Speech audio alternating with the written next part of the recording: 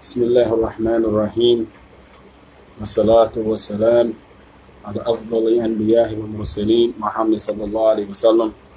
We're continuing, and for the sake of Tawheed series, I'm going through a book by my teacher, Sheikh Mahmoud Lutfi Amr, Hafizahullah Ta'ala.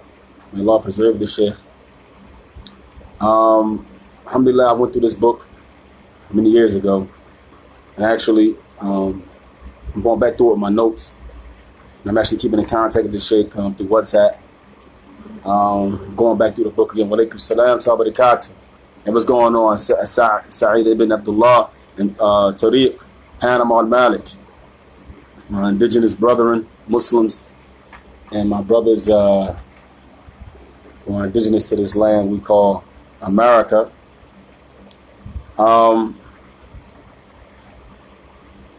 And we were going over the ayah in the Quran where Allah Azza wa Jal, where He says, اتخذوا أحبارهم ورهبانهم أربابا من دون الله والمسيح ابن مريم. And Allah subhanahu wa ta'ala said they took their priests and rabbis as lords besides Allah subhanahu wa ta'ala. And what we've been doing through the Sheikh's book is connecting what does that word lords mean. The word Lord here, what does it mean? And we know what it means linguistically. We went through what it means legislatively. But what was Allah trying to say about these priests and rabbis? And what we've been doing, we've been showing you where they've been giving them attributes of rububiyyah. This is why Allah subhanahu wa ta'ala said they took them arbabin as lords, because they've been giving them unique qualities of lordship that only belong to Allah. This is the point. And we know that because Allah says, Wal Masih ibn Maryam. And Isa, son of Mary, what they call Jesus Christ in English, right? Or Latin. We know that Allah subhanahu wa ta'ala connected it with the wow. The priests and rabbis, their belief, and what they believe about Isa alayhi salam, Allah brought it together with the wow. Why? Because the same rububiyyah or the same lordship they were applying to Isa, they were applying to the priests and rabbis. It was not just about the going to rulings. That's not what made it automatically shirk. What made it shirk was the aqidah, the belief system they had when they were getting the rulings. Because again, getting rulings from other than the Sharia could be a sin, or it could be disbelief, depending on the situation, but depending on the context. Okay? Because if it was always shirk, again, I remind you, use your intellect, use your mind. If it was always shirk just like that, then all these Muslim rulers would be kufar. If it was always major kufr, if it was always shirk, right, then these Muslim rulers today, all of them will be removed from Islam, and we'll be able to remove them and fight them, which is haram in Islam. This is why you got to understand levels to this, because we'll fall into what ISIS has fallen into. We'll fall into what other terrorist organizations have fallen into, where they blanket everybody with the same level. And then they remove Muslims from Islam and they shed the blood of Muslims. That's what all that fighting is about in the Middle East. The misunderstanding of these principles. As Sheikh Muqsim Maluki said, all innovation, all things comes from the misunderstanding of La ilaha illallah and Iman, which is the same thing. Which is the same thing. All innovation comes from the misunderstanding of La ilaha illallah and Iman. So if somebody misunderstands the principles of Islam, they misunderstand the principles of Tawheed, and doesn't know when something is major shirk, when something is kufr, when something is a sin, then you remove people from the religion all the time. If you don't understand what removes somebody from the sunnah, you will take people out of the sunnah every day, in and out of the sunnah. This is why these issues have to be broken down. Okay? I think we Ali Davis had a nice class on it, and we put it on our House of Amber khutbah YouTube channel. We was on a night shift on, and he talked about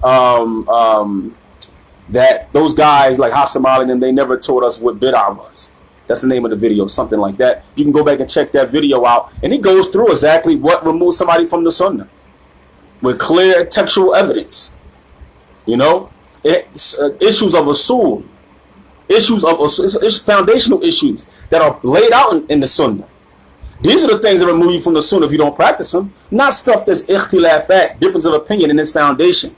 Stuff that has no ijma'. The Sahaba, the Salaf didn't have any ijma' on. They didn't gather upon it. That there are ikhtilaf between them themselves and later scholars. Then people ask you to make allegiance and disallegiance based on these issues that have nothing to do with the asl of Islam. The same thing here when we're dealing with Tawheed, shirk or kufr, or something that may be a sin. And let's get into this. Right? So again, the next thing we're going to talk about is this one of the 7 secrets of the church.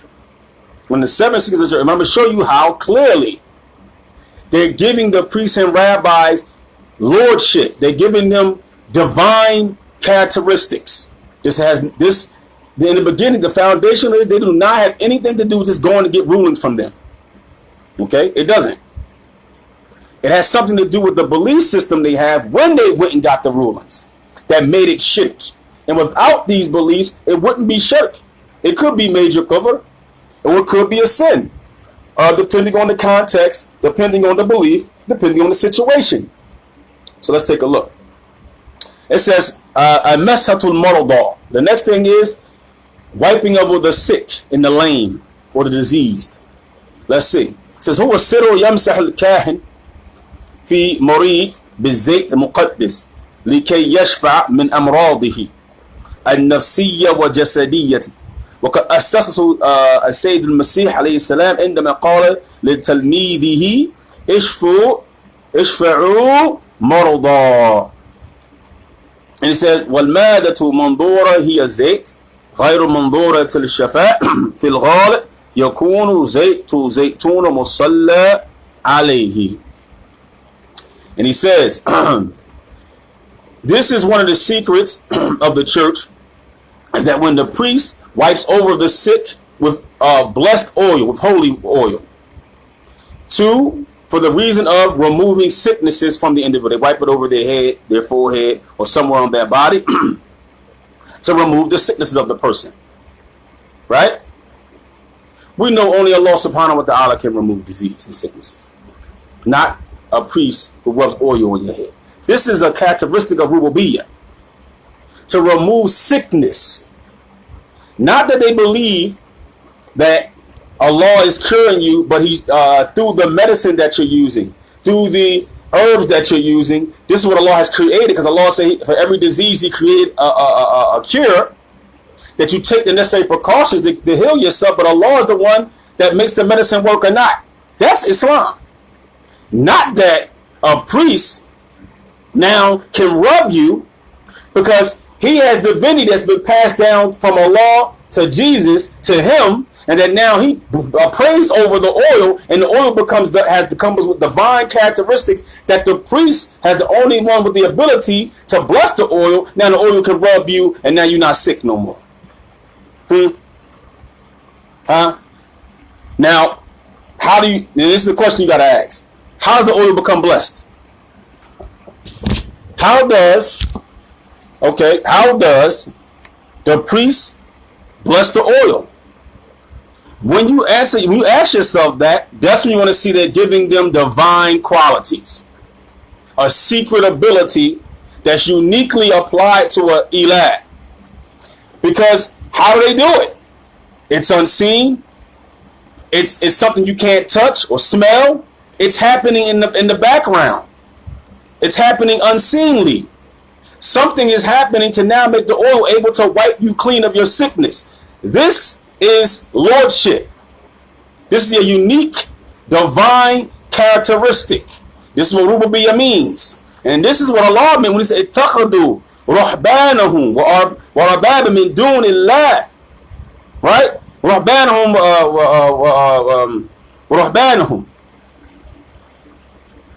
Right? Arbaba min dunillah.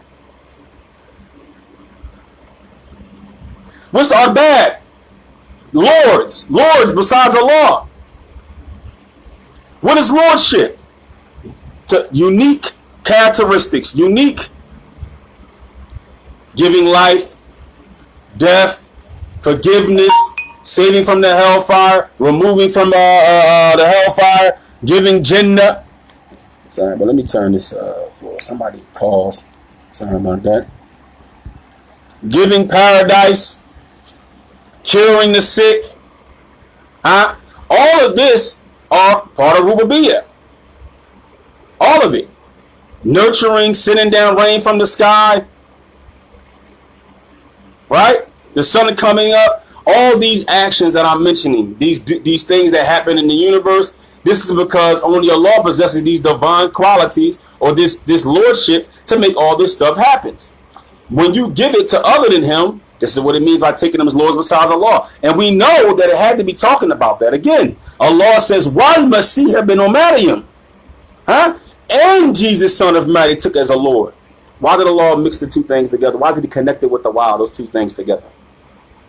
Because it was the same thing happening. It was the same exact thing. They were doing the same thing to the priests and rabbis that they were doing to Isa alayhi salam. Again, they were not going to Isa alayhi salam to get rulings. They were not going to Isa alayhi salam to get a judgment. So that wasn't the things that were common. They were going to the priests and rabbis for those rulings and judgments based upon them having divine right of lordship from Allah to give those rulings. That's not the same thing people do when they go to courtrooms, man. These are two different belief systems. One is shirk, and one at the very most is major kufr, didn't reach the level of shirk. Or if a Muslim does it, at the very it's a major sin. Could be major kufr depending on the context. And Allah knows best. Right? So, and we know that this was established. They use this from the Injil. They say, when Isa alayhi salam supposed to said to his disciples, Ishfa'u marada. Go cure the sick. Go cure the sick. And usually it's oil that is preyed upon. Usually it's oil that a priest supposedly has the ability to pray over, and now he has transferred divinity from himself to the oil. This is what they believe. All right. Now let's go to holy matrimony. What does that mean? And now, obviously, some of these things are different depending on the sect of the Christian we're talking about. But when these ayats were revealed, Baptists didn't exist. Protestants didn't exist when these ayats came down. This is mainly talking about Catholics and Orthodox, Eastern Catholics and Orthodox. Right? So that's the thing. Right? And Allah subhanahu wa ta'ala says, he says, Tabarak alladhi biyadihi al-mulk huwa ala kulli shay'in qadir alladhi khalaqa al-mawta wal hayata linabluwakum ayyukum ahsanu amala. Surah Tabarak. Allah Azza wa Jalla, he says, Tabarak alladhi biyadihi al-mulk. Blessed be Allah, who in his hands all dominions. And huwa ala kulli shay'in qadir.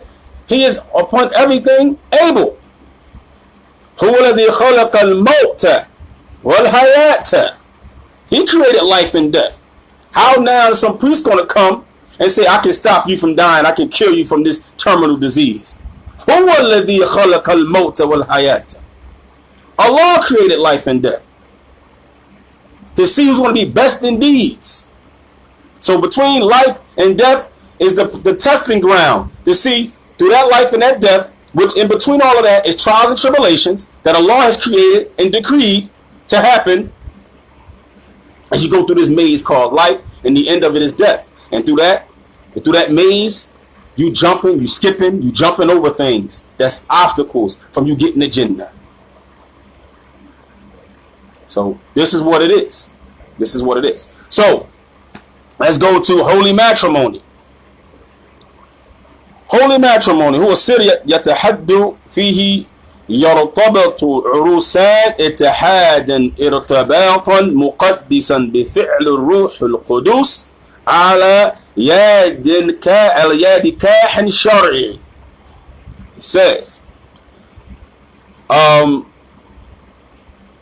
It says, and excuse me before I go there, these sects I'm talking about as far as the Catholics and the Orthodox Christians, they were mainly in Europe Western Rome, which was the western part of Europe, and the eastern part of Europe was Orthodox, and the western part was more so Catholic. And then you had down in Ethiopia and those areas down in Eastern Africa, a lot of that was also Orthodox. Okay, this is where a lot of these, when these ayats came down and this hadith came down, this is the people that it came down to. When it came, these were the major sects of Christianity. They were there. They were the only ones. This is what they believed. So we got to take in consideration all of their belief system before we say something means something. And not just do away with what they believe and say, oh, it just means that.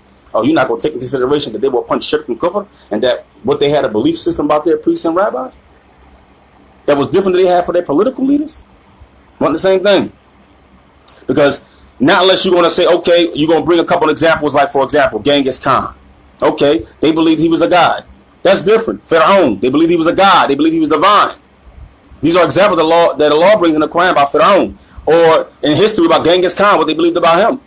He was a lawgiver, and that he was divine. The Japanese used to believe about their emperor when they had an empire there in Japan. Okay, they believed he had divine right. The God sent him down in a divine place of them. That's shirk, and going to them for judgment because they believed they had a God-given right, a divine right to make any laws they wanted. That's not the same thing going on here in America or in Britain or in Europe or in most of these places on the planet. They're two different things. Okay? They're two different things. So, so the Shaykh continues, يسمى أقليل بسبب أكاليل التي تودع على رأس العروسين أثناء صلاة التمام السر. Now, Sheikh Mahmoud Luthi Amri says, and what do you mean by the unification and the connection of the bride and the groom, right, in holy matrimony? Blessed by the Holy Spirit through the hand of a priest. And what the priest does is, back then, they will put a crown of gold on your head, on the bride and the groom, or flowers on your head. And while they're doing it, they will be praying over you. Because the priest had a divine right to now bless the marriage. We already told you, Tabarakallahu alladhi biyadihul mulk. Blessed be Allah who will hand on dominion. How can now a priest now bless a marriage? And now the ritual they use is putting a crown on your head. And that signifies now that your marriage is blessed through the hands of a priest. Tabarakallah. Tabarakallahu alladhi. Allah is the one who gives the blessings.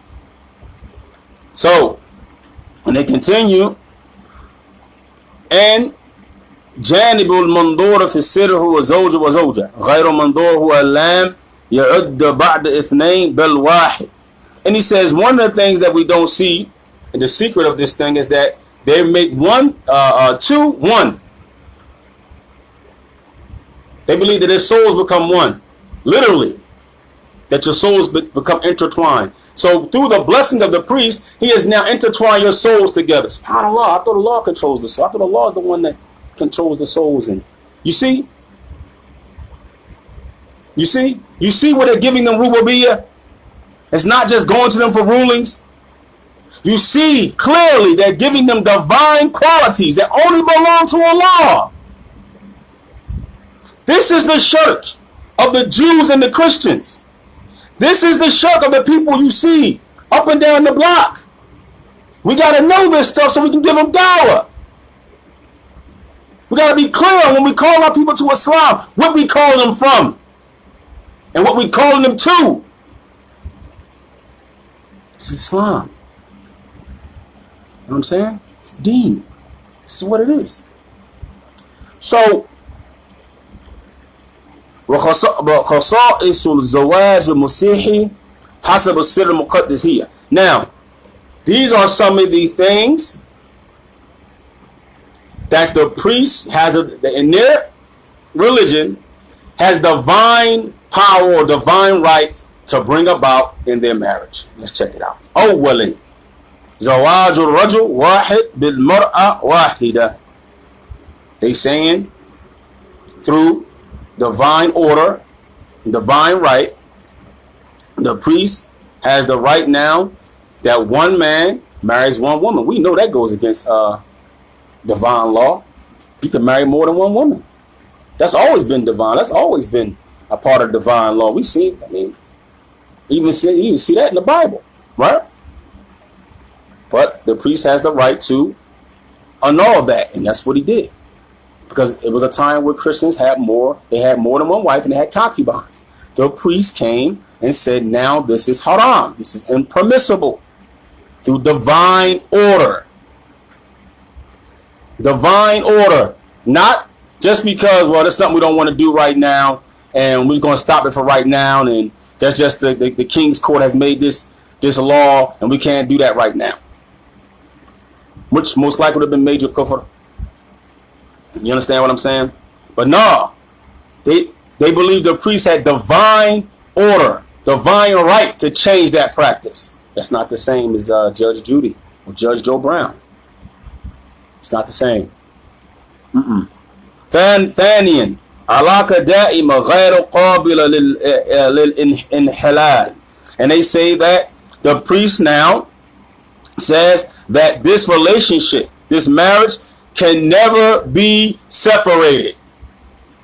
They've made divorce haram in Orthodox and the Catholics through divine order of the priesthood. That again, let's understand. They believe that their priests and rabbis and their pope is the replacement of a law on the planet, meaning whatever they say is divine law, because they believe that Allah subhanahu wa ta'ala has placed them in his place to give divine law and divine order, because they themselves are divine. That's why they call him Holy Father.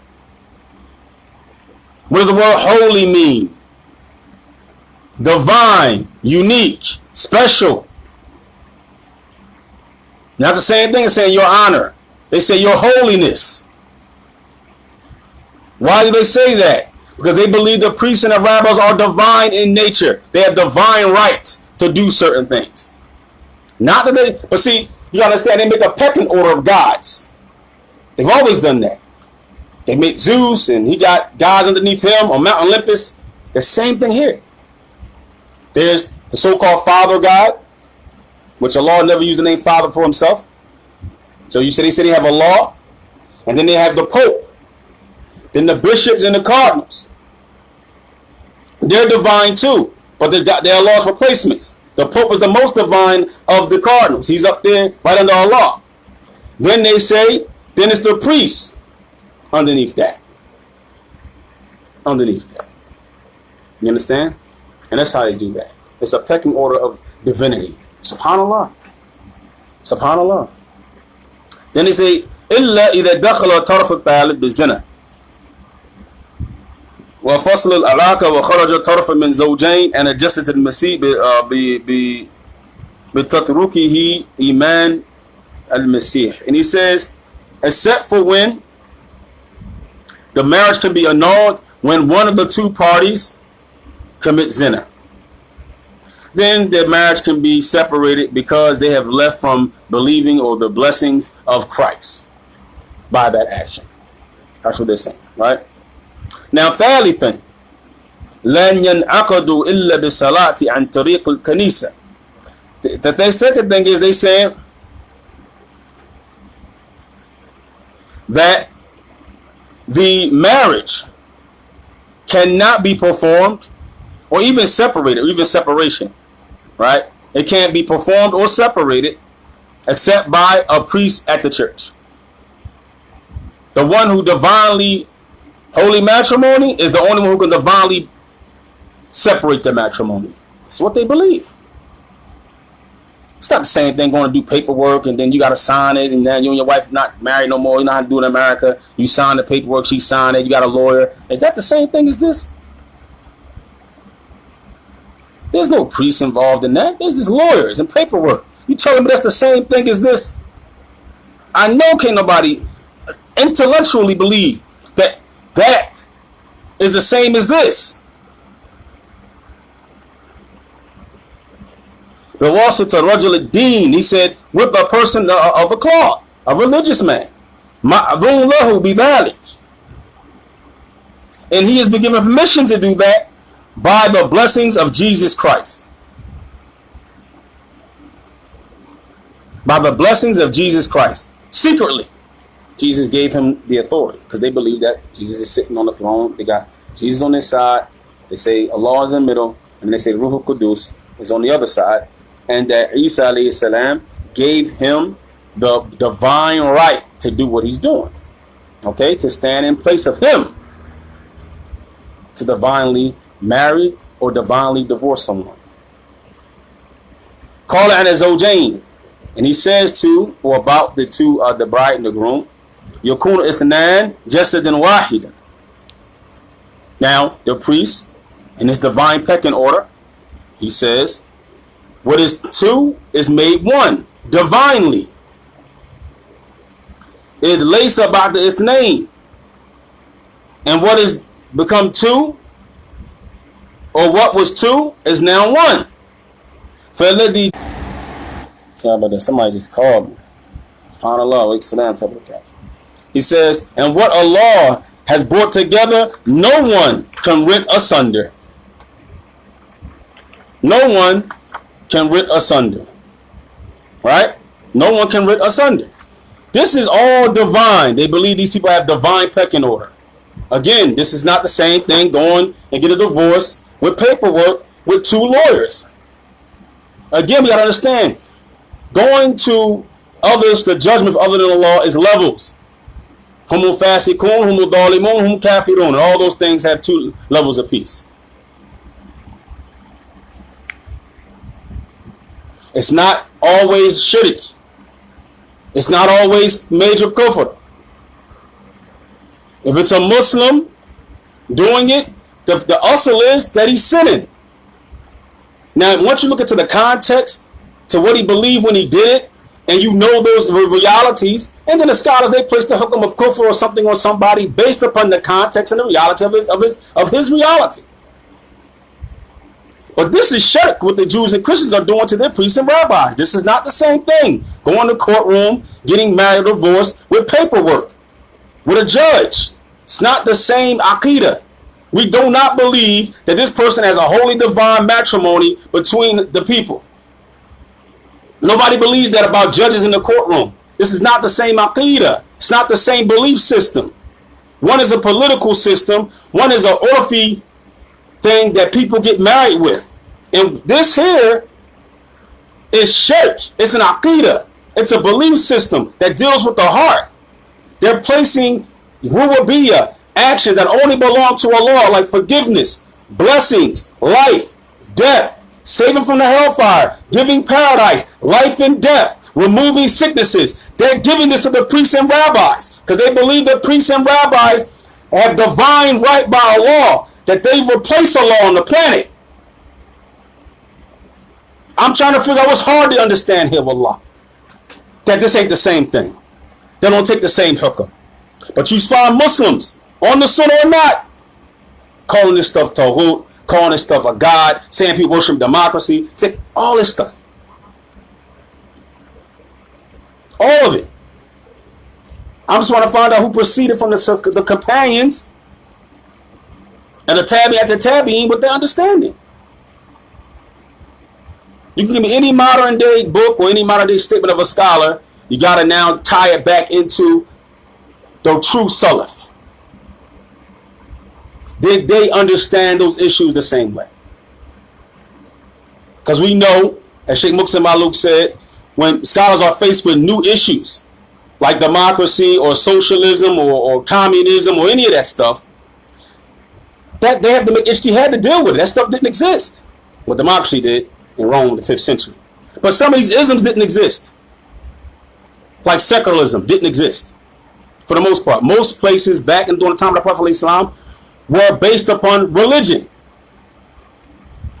They had a priesthood that had power, and they had a political system that was there, a kingship that was there, but it wasn't the same thing as the priesthood. The priesthood advised the kingship, but it wasn't the same thing. They didn't have the same job in the society. Put it like that. The king gave political laws.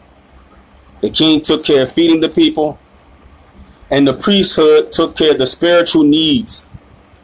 And they're the ones that took the direct orders of the gods. That's why the king listened to them. He believed they were divinely placed to be the voice of the gods. The same thing the Christians and Jews believe about their priests and rabbis. It's not the same thing. They're not the same thing. They're not the same aqidah. They're not the same belief system. The heart is tied to one for one reason and tied to the other for another reason. If the heart's not even tied to the political system, just might be order, might be something they just grow up in. This is all right, it's the laws of the land. It could be kufr, or people could be sinning, but it doesn't always reach the level of disbelief. Of shirk, of worshiping the lawgiver. It doesn't always reach that level. It doesn't always reach that level.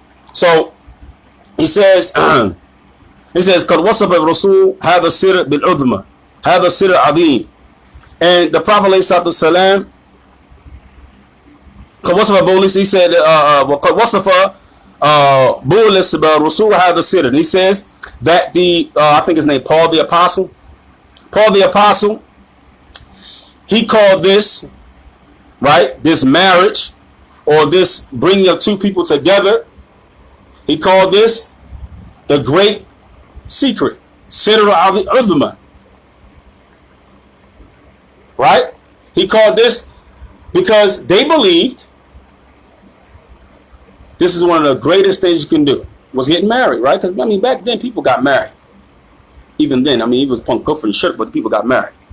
هذا سر عظيم رسالة بوليس ورسول إلى أفسس إفصاح. And this was a letter that he wrote to a particular king or something like that, or one of his homies. I don't know who this person was. Says وعملوا منظور في إتمام السر هو إقرار عروسين علنا بأنهما قبل زواج وصلاة علانية التي يتممها كاهن. And he says, so the completion of this ritual that is divinely practiced is that the affirmation of the bride and the groom, for example, when they say out in the open, he says, do you take this person to be your lovely wedded husband or wife? They say, I do. They now confirm the blessing of the priest. The priest put the blessing on them. They accepted the blessing. Okay? Right? And then at the end, the priest, he says, they say, I forgot what they say at the end of it. They say something like, I forgot what they say. Man, I haven't seen one of these in so long. But the priest, he says, can anybody speak up or something like that, right? Anybody hold their peace or whatever the case may be. Something like that. Right? And he says, at this point, by the affirmation of the bride and groom to the blessings of the priest, then now from this point on, he says that the Holy Spirit comes down because they believe that Allah, I pronounce you man and wife. I pronounce you man and wife, right? And because they believe that only he can marry them, and only he can divorce them. And he says, with this pronunciation, now the priest, is their beliefs. When he says, I pronounce you man and wife, this is what they believe. Whether you know that or not, it's what their aqidah is. That now they have turned this into a holy matrimony through the blessings of Jesus Christ and the Holy Spirit. Have now, through the priest, who has now through his divine placement, has basically, whenever he gives an order, whenever he makes something divine, whenever he does a ritual, by obligation, it's upon Allah to accept it. That's what they believe. So do Sufis and Shia too. The Awliya. Same thing. It's the same exact thing, right? and they bring them both together. So this is the belief system of them. And I'm not done yet, but I'm going to be done today. The next thing we got is Kahanut. And the Kahanut is kind of long. Inshallah ta'ala. So we'll go into the Kahanut. And inshallah, and then we will go into, after we go into the Kahanut, we will go into the explanation of these ayahs that talks about making shirk in Allah's rulings. What's the tafsir of them? And Sheikh Mahmoud Lutfi Ahmed used Qurtubi and Tabari and some of the old tafsir. How did the Salaf, how did they explain these ayah? Was it talking about politics? Or was it talking about divine rulings, universal laws? What was it talking about? What's the asl of the ayah? Was it talking about universal law or political systems? And we'll get into that inshallah ta'ala very soon. But anyway, again, this is what they believe. So now ittakhadu ruhbanahum arbaban min dunillah. They took their priests and rabbis as lords besides Allah, meaning they gave them qualities that are divine, unique characteristics that apply only to Allah, which is our actions of lordship, life, death, forgiveness,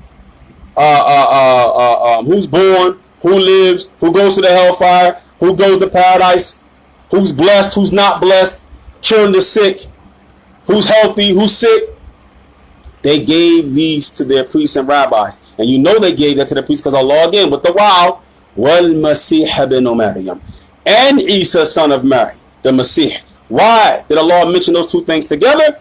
Because they were the same Aqidah that they apply. And we know what that is. I don't have to explain that they apply to Jesus Christ. They were applying those same concepts to their priests and rabbis. And may Allah bless you all and keep you all safe. And may Allah subhanahu wa ta'ala let what I said be a benefit. If anything I said wrong, may Allah forgive me. It's from myself and the shaitan, the devil. Anything that was the truth, it comes from Allah subhanahu wa ta'ala. So may Allah bless you all. And inshallah strengthen you in your taqwa and your iman. Assalamu alaikum wa rahmatullahi wa barakatuh. And inshallah ta'ala, I'm trying to put together a nice 2 talks. One of them will be about, we already did the one about broken homes. Another one trying to put about a mental illness, PTSD, bipolarism, trauma, being shell-shocked, being traumatized of the indigenous male in America, who they call black, which black, it doesn't mean anything, that doesn't exist. But the indigenous male of America, and how it's a taboo for them to go seek help. So I'm trying to talk with some people who are in the psychology field to bring them on a talk so we can start dealing with these issues and what does the Sharia say, and how can we deal with these things legislatively. And I just give you some advice. One of the things that we got to do is admit it, that we shell-shocked, that we are traumatized people, invaded, occupied, identities changed, oppressed, suppressed, beat down, abused, broken homes, all of that stuff. You got to admit it first. The men, the brothers got to admit it. Why are you angry? Why you can't stay married? Why are you taking it out on your wife, on your kids? You got to admit it first. Inshallah, once you admit it, then you can start taking the necessary precautions to fix it. Changing your diet, exercise, getting sun. Like I sun gaze. I go out in the sun. I put my coconut oil on and my olive oil, and I sit out in the sun. I stare at the sun for half an hour every day, if it ain't cloudy. And it deals with the serotonin levels in your brain, that the parts of your brain that cause happiness. It may help you to lose weight, helps you to relax, alkaline in your body. Okay, eating more green things that brings healthiness and joy to your body. Okay, reading Quran more, making more supplication, looking into the Sunnah and the books of the Salaf of the past who dealt with psychological issues. Don't be ashamed of it. Deal with it. Because if you don't, you're going to destroy your family and yourself. You're going to continue to destroy your community. And then after that, we're going to try to bring on some historians to bring documentation to establish who we are as a people and how does Islam what does Islam say about heritage, tribes, nations, okay, and that it's permissible and it's okay to have a tribe and a nation and to be proud of it, because deen should make you a better person who you are. It didn't come to erase your lineage. It didn't come to erase that we're indigenous to America. It came to perfect it. And I ask Allah subhanahu wa ta'ala to make from of those who follow his perfection, his legislation that he sent down, and be of those who are upon greatness, inshallah, and from Ahlul Jannah. Allahumma ameen. Assalamu alaikum wa rahmatullahi wa barakatuh.